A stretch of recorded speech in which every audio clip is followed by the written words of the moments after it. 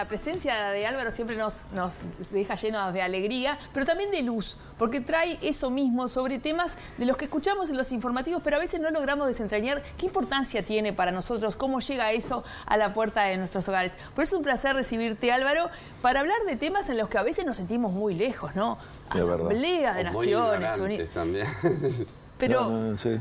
Recontra lejos, ¿no? Suena enorme, ¿no? Suena enorme. Asamblea General de Naciones Unidas, que es el gobierno del mundo, ¿eh? Hay que pensarlo así. Es como cuando ocurre la Asamblea General aquí en el Parlamento, el momento en el que de alguna manera la democracia pone todo, claro, todo su desarrollo, y esto es el gobierno planetario. Y a mí me pasa poco, ¿no?, que yo pueda conectar un tema tan grande con Uruguay. Eso es el gran drama de la política, de los que tratamos política internacional, lograr que la gente sienta que algo tiene que ver, ¿no? Entonces, esta vez pasa. ¿Por qué? Porque el presidente decidió ir a la Asamblea General de Naciones Unidas, y entonces conecto, ¿no?, lo que va a pasar allí con qué espera uno o qué está diciendo el presidente que quiere hacer y por qué va. Es poco común eso, con lo cual ya aprovecho... ¿Es poco común que vaya? No, es poco común que consigamos esa conexión entre un evento tan grande de política internacional. Y Uruguay generalmente no tiene esa capacidad de influir, pero en un organismo en donde justamente todos los países están representados, vamos a tener la oportunidad hoy de mirar eso. Corro un riesgo, ¿no? Esa es la consigna hoy. Sí, sí. Y el riesgo que es meterme con el presidente, porque voy a demostrar que de alguna manera la decisión que él toma es algo que Uruguay no merece ese enfoque, pero eso lo dejo para el final. Lo primero es que la gente entienda que esta reunión, aun cuando nos resulte lejana, es extremadamente importante. Y claro, lo primero es pensar qué es las Naciones Unidas, por qué el planeta creó una organización así, y hay que remontarse a 1945 y el final de la Guerra Mundial. La guerra dejó destruido el sistema que nosotros conocíamos hasta ese momento, además de tener 60 millones de muertos.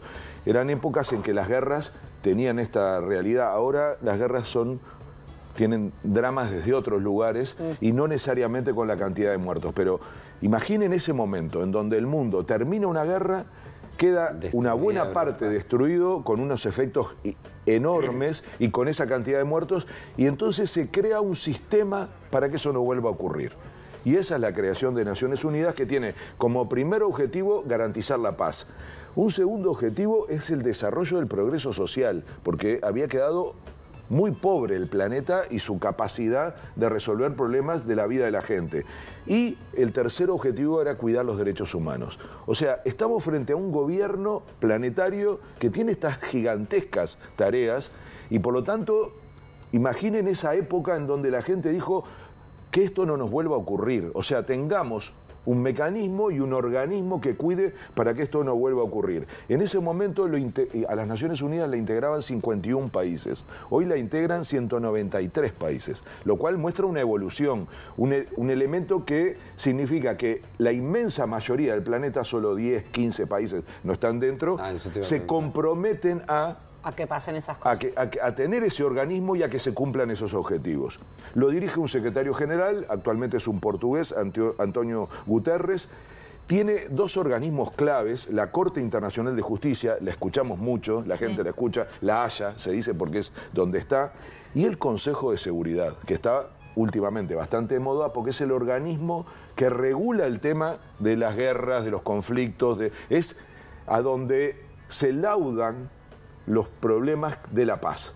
Y por la lógica de la salida de la guerra está integrado por 15 miembros, 5 permanentes que son los ganadores de la guerra, de la Segunda Guerra Mundial, y 10 que van cambiando, que de alguna manera entre esos 15 que van rotando, pero son siempre 15, deciden si un conflicto tiene que superarse, quién lo negocia, quién tiene razón. O sea, es como quien lauda al final los elementos que tienen que ver con la guerra. Con derecho de veto Con el derecho de veto de los 5, que son, repito, los ganadores de la guerra, y que explican por qué hay problemas, porque eso está demasiado viejo ya. Es decir, para que tengan una idea, China no está, por ejemplo, en el Consejo de Seguridad, y ya es imposible que no reconocer el papel de una potencia así. Entonces, India, que es el país más poblado del mundo, es decir, hay problemas de ajuste de estas organizaciones, pero lo que quería señalar sobre todo es la importancia de este organismo, que se va a reunir, como todos los años, entre el 19 y el 26 de septiembre. Les pido que recuerden esa fecha y ese periodo para que después lo asociemos a cuándo va a ir nuestro presidente a la conferencia. ¿Qué va a pasar en esta Asamblea General? ¿Por qué es importante? Voy a traerla como una cosa tan particular? Todos quienes se dedican a esto dicen que es la asamblea más importante desde la creación. O sea, no estamos hablando... alcanzaría con decir, se va a reunir el gobierno del mundo, es importante ir. Pero agreguémosle esto ahora, que es que se considera el momento más importante desde la creación.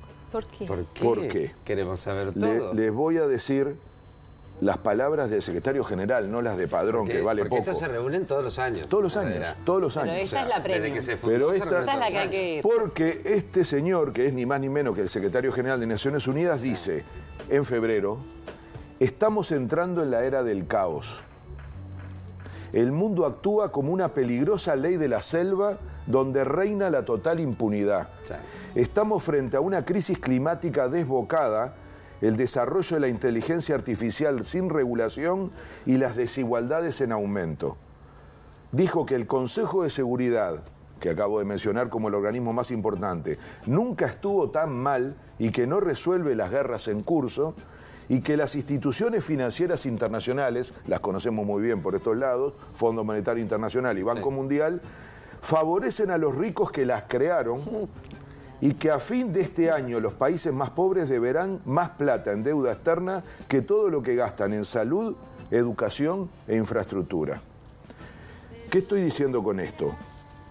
Que el propio conductor, lo que sería el presidente del planeta, porque es el secretario general de Naciones Unidas, quien preside la Asamblea General que se reúne todos los años, está dando esta descripción de contexto. Está diciendo cosas que además no pasaron nunca en la historia. Guerras hubo, desigualdad siempre, pero lo de la crisis climática es un asunto nuevo. O sea, estamos en una coyuntura en la que se puede acabar el lugar donde vivimos. Entonces, repito, lo está diciendo el secretario general de Naciones Unidas, no es la mirada de un sector político, de un sector de la sociedad, es quien tiene la responsabilidad de conducir el mundo a todos esos países que se reúnen y que legitiman ese organismo con su presencia. ¿Qué se espera entonces? Y aquí está la clave, porque ¿por qué está planteando esto? ¿Y a qué convoca? Y esta es la clave. ¿Por qué digo que es, y todos dicen que es la reunión más importante desde la creación? Porque le llaman a esta la cumbre del futuro. Nunca se le llamó así. Convoca junto con la Asamblea General a la cumbre del futuro, con el objetivo de generar el pacto del futuro. Lo que están planteando es que así como hubo un pacto para crear la nación, esto tiene que ser un nuevo pacto. Un nuevo objetivo, aparte de garantizar la paz, aparte de la sostenibilidad, el desarrollo social, hoy por hoy defender el planeta. Exacto. Y son tres cosas. Propone reformar en profundidad el Consejo de Seguridad, porque dice que ya no logra evitar las guerras, que fue el origen de las Naciones Unidas. Y es verdad, una cosa que dijo Pepe hace bien. No está resolviendo nada. Segundo objetivo, reformar el sistema financiero internacional, que fue creado un año antes de las Naciones Unidas, Banco Mundial y Fondo Monetario, dice ya, esto que acaba de decir, ¿no? Le sirve solo a los ricos. Claro. Exacto. Y tercer punto, miren qué palabra, ¿no? Qué definición. Parar la guerra contra la naturaleza y hacer las paces con nuestro planeta. Me encanta la imagen, ¿no? Porque pone el problema de la naturaleza y la crisis climática casi como una guerra. Y dice, hagamos las paces con el planeta. Entonces, ¿por qué vengo con esto, no? Hasta aquí el contexto. Sí. Y ahora bajo a la tierra. Hablaste del presidente, hablaste de que recordáramos la fecha, el 19 de septiembre al 26. ¿Cómo conecta esto con Uruguay, que era mi objetivo y yo decía que pocas veces pasa, ¿no? Si esta es la realidad que tenemos en esta asamblea y en esta convocatoria, ¿cómo se para Uruguay Fuente? Primero hay que decir algo tremendo, no iba a ir. No iba a ir a la asamblea general. Este año había decidido, un año no fue porque tenía un viaje con los hijos programado, y eso fue en el 22, y este año no iba a ir porque nadie sabe. Lo que sí sabemos por qué va a ir, por qué decidió, lo dijo explícitamente. Yo no iba a ir, ahora a decidir porque voy a ir a denunciar la situación de Venezuela. Entonces, yo me hago dos reflexiones. La primera es, ¿qué ayuda que vaya a denunciar la situación de Venezuela en Naciones Unidas? Él dice, bueno, es un ámbito que amplifica las discusiones. Yo soy un convencido, lo he dicho en este mismo programa, que lo que hoy se precisa para ayudar a Venezuela, que hay que hacerlo, porque es dramático lo que está pasando, es una desgracia, es evitar agregar más leña al fuego, es encontrar caminos de diálogo, es encontrar soluciones. O sea, si uno realmente tiene la voluntad de ayudar a Venezuela y no de utilizar la situación para, en fin, un clima político, electoral y demás, lo que tiene que hacer es poner toda la energía y los esfuerzos en que haya una salida. Eso no se está dando si uno es parte del mismo juego que hay dentro de Venezuela, que es la polarización, la negación de las partes. No estoy haciendo un juicio de valor sobre el problema de Venezuela, estoy diciendo cómo se actúa desde afuera. O se acumula en la misma dirección que hoy tiene a Venezuela trancada, que es la polarización y la negación de las partes, o se contribuye a una salida y a un diálogo. Y eso lo están haciendo algunos países de la región y del mundo, y otros se dedican a anotar en la lista de dónde me paro, de un lado u otro, y eso ayuda muy poco. Pero no quiero poner el centro ahí hoy, porque para mí la pregunta que... ¿Sabe que todo esto que es tan importante que dijiste que se va a tratar? Pero ahí viene mi segunda reflexión, que es la única que quiero instalar hoy, que es, ¿no merecemos las y los uruguayos saber lo que está planteado en un ámbito así? Claro. Y nos vamos a enterar a partir de la decisión del presidente de decir, primero no voy, ahora decido ir, pero voy a hablar solo de esto. O sea, ¿no tendría que el gobierno estar explicando el compromiso que tiene un país como Uruguay? Lo tienen todos, pero Uruguay en particular, porque no, la información nos la tiene que dar el gobierno de lo que está planteado en ese organismo. Nos tenemos que enterar de esta manera. Y por lo tanto, la pregunta es, el gobierno, ¿cuál es su agenda en relación a esa reunión? ¿Solo es ir a denunciar la situación de Venezuela?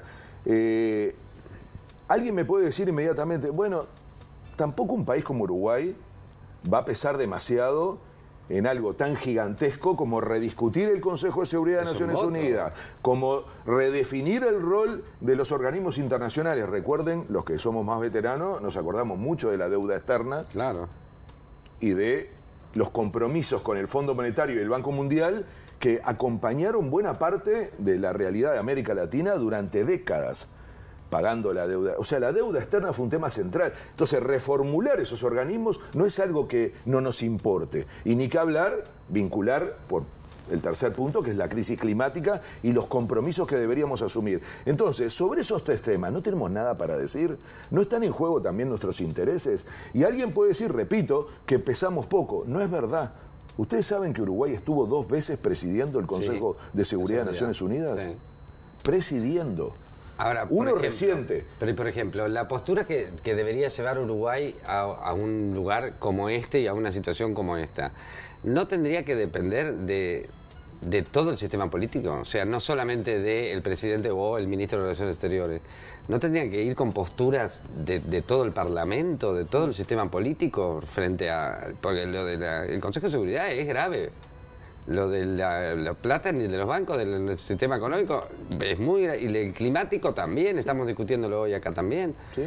¿No tendría que llegar a una postura de país? Fito, es mi punto. ¿Cómo no estamos discutiendo esto? Ah. ¿Cómo esto no es lo central para discutir si el presidente va o no va a las Naciones Unidas? Si el gobierno participa o no. Claro. Y luego de decir, obviamente, por supuesto que tiene que ir, ¿con qué posiciones? Eso. ¿Y dónde se están discutiendo? ¿Y cómo se comparten, ya no solo con el sistema político, sino con la sociedad en su conjunto? ¿Cuánto tiene para decir esto la academia, las organizaciones sociales, las organizaciones empresariales? O sea, ¿Alguien duda de que sobre estos 3 temas se basan el futuro del planeta y por lo tanto el de nosotros también? Aunque nos quede lejos en términos del poder, de la estructura con la que estas cosas se definen. Igual nos afecta. Pero, y yo agregaría, ¿no debería ser parte de esto una estrategia de alianzas con otros países para cambiar esa realidad? Bien. Con todos los que están afuera de lo que fue originalmente. Porque lo que está planteando finalmente el secretario general es decir, bueno, esto fue hecho en una época con una lógica que cambió. Y ese cambio significa que otros actores necesitan tener otra voz. Por ejemplo, los países del tercer mundo. Entonces, mi punto acá es, ¿cómo podemos estar viviendo sin que se nos mueva un pelo que una decisión tan importante parece solamente estar vinculado a un momento y a un tema de coyuntura, de mucho ruido político, pero que nos corta la posibilidad y nos corre la visión de la centralidad que tiene un momento así? A mí me parece que Uruguay no merece. La historia de la... No estoy hablando de un periodo corto, estoy hablando de toda la historia de la política internacional de Uruguay. No fuimos presidentes del Consejo de Seguridad de Naciones Unidas por el tamaño. Por lo que pesamos, fuimos por el prestigio de la política internacional uruguaya de décadas. Entonces, mi resumen, y yo creo que nunca había visto tan claro un episodio que pintara y de alguna manera diera la simbología de lo que hoy es la política internacional uruguaya, intrascendente. ¿Por qué nos hiciste acordar de las fechas? Sí. ¿De las fechas? Sí. De que era del Porque 19. el presidente va a estar solo 3 días. Y no va a participar de la cumbre del futuro, que son... La asamblea funciona durante 3 días y previo es la cumbre del futuro. ¿No va? El presidente va solo al momento que interviene para denunciar la situación de Venezuela. Es una promo de Booking de 3 días. Pero además yo me imagino los demás representantes del mundo entero viendo al presidente que viene a esa cumbre tan importante a hablar de Venezuela. No, y más allá de eso, de la oportunidad o no, el perder la oportunidad de esta coyuntura en la que se están alineando para cambios que son, digo dramático, es una palabra que se usa a veces pero que son necesarios. Eso sí está llegando desde hace años a la puerta de nuestros hogares. Exacto. Y que haya una cierta coincidencia desde los que uno, por lo menos desde acá, entiende, toma las grandes decisiones del mundo, a pesar que nosotros también jugamos ese partido y no lo vemos tanto, perder esa oportunidad resulta al menos poco efectivo, ¿no? Sí, yo creo que por eso es importante, por lo menos, instalarlo en ciertos ámbitos de la opinión pública. Me sentía con la obligación de decirlo de esta manera. Sé que estoy siendo muy duro, pero la verdad es que estoy sorprendido de la ausencia de argumentación, de transparencia en decir que esta es la agenda que está planteada y que no sepamos a días, porque estamos a días de cuál es la posición con la que Uruguay va a plantearse esta instancia, que en principio, y es lo más golpeante, lo más tremendo es que ni siquiera estaba pensado que se interviniera, que se priorizara, y por lo tanto creo que estamos perdiendo una gran oportunidad. Por supuesto que esto no se resuelve en una sola instancia, pero hay que generar un mínimo de debate para que estas cosas tengan otra trascendencia y que Uruguay se lo tome de otra forma. Y cuando no está el presidente, ¿está el ministro? Sí, claro. No, porque capaz que ni eso. Si no vamos, va alguien. Pero si no, el presidente va alguien. Por supuesto que el Estado va a estar presente, pero yo ahí señalo ya 2 problemas. Uno, que no nos enteramos de esto, y eso ya es una realidad. Y lo segundo es que el que no esté el presidente en los momentos que estas cosas se debaten es una señal. O sea, es una señal para el resto del mundo, ¿qué le importa a Uruguay? Y por lo tanto, yo creo que no es cualquier cosa. Y además, yo se los apuesto en este momento porque después las imágenes van a estar. Cuando hable el presidente de la República y toque solo el tema que él anuncia que va a tocar, ustedes miren la composición de la sala y se van a dar cuenta del vacío que se genera. Y esa es la clave. Y yo les digo, presidentes uruguayos, muchísimos de muy distinto pelo político, han sido recordados por sus discursos. Hay uno muy en particular, que es muy famoso, dicen que es uno de los discursos políticos más escuchados en la historia de la política, que es el de Mujica con respecto a la situación climática hace mucho tiempo. Ustedes se acuerdan, es un discurso que ha trascendido, que ha conectado sobre todo mucho con gente joven. Bueno, No es verdad que Uruguay sea intrascendente. La política en este momento internacional está siendo intrascendente. Esperemos que quedan unos cuantos días y que, bueno, al menos yo me estoy enterando acá de toda esa coyuntura, cosa que agradezco como siempre tu presencia en este programa, Álvaro. A ustedes por darme la oportunidad. ¿Sabes qué? Averiguando después, debe haber páginas donde se puede ver en directo las discusiones y todo eso, que estarían buenas. Gracias. Como